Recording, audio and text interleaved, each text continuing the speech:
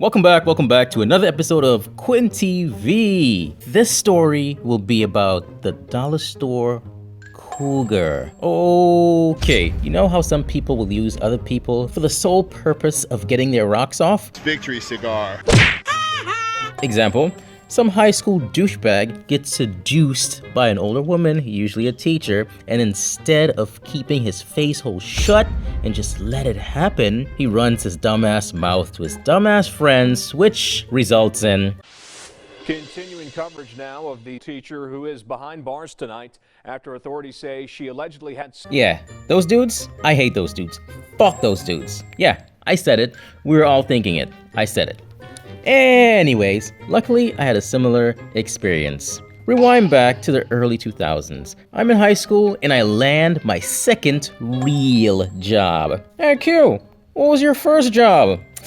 We're gonna save that story for a later time, my guys. But my second job, back when this story took place, was at one of those stores where almost everything is $1. We're gonna call this store Family Dollar General. Chicken. Heidi ho, Kermit the Frog here, and you had hair? Oh my god! Okay, so I'm working at the Family Dollar General, loading boxes, stacking shelves, cashing out. We all know customer service jobs suck. However, there's one pro. A lot of the customers are thirsty broads. Thirsty Cougars. This was a whole new dynamic to my teenage brain. These broads weren't anything like the dick teased chicken heads I was used to at school. Chicken. These older broads, these Cougars, knew exactly what they wanted and they knew exactly how to get it. At first, the interactions with the customers seemed harmless. Then, it slowly changed.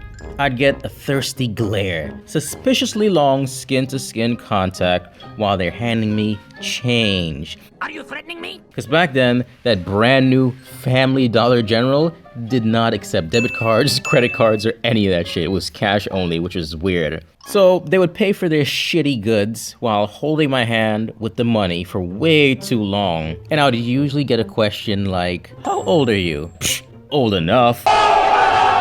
Now, there was one particular broad that tickled my fancy. Hey, did you just say tickle your fancy? Oh my god! I'ma call her Special K. Now, Special K was a people person. She was chatty as hell, very outgoing, and very flirtatious. She'd flirt with guys, she'd flirt with girls, she'd flirt with the bootleg CD dudes outside. What are you buying? I'm Pickle Rick!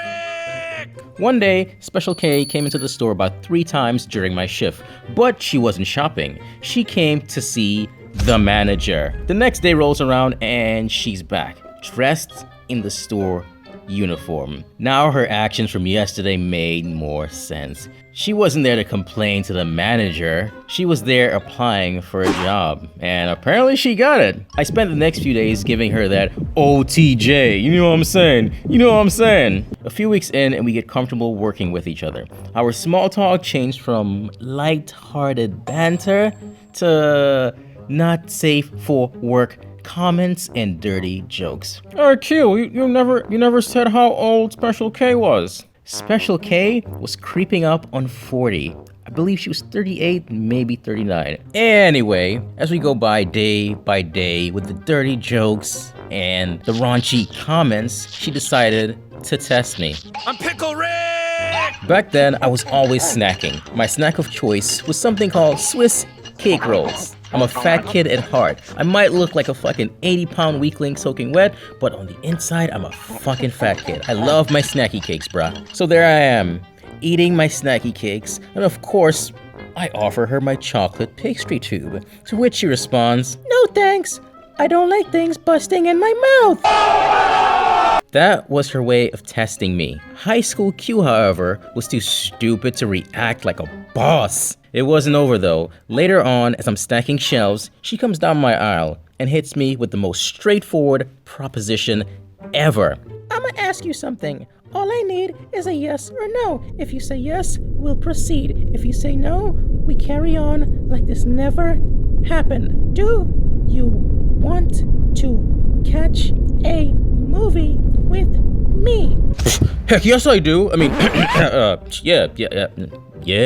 yeah, sure. Whatever, it's cool. Cool, here's my number. Call me after work. She walks away and I'm standing there like, sick. So I'm at home later that night, digits in one hand, wireless VTech house phone in the other. VTech. How many of you remember this phone? Any of you? Any of you? No? I'm unknowingly about to make a call that will change my life forever. You wanna know how the phone call changed the course of my life?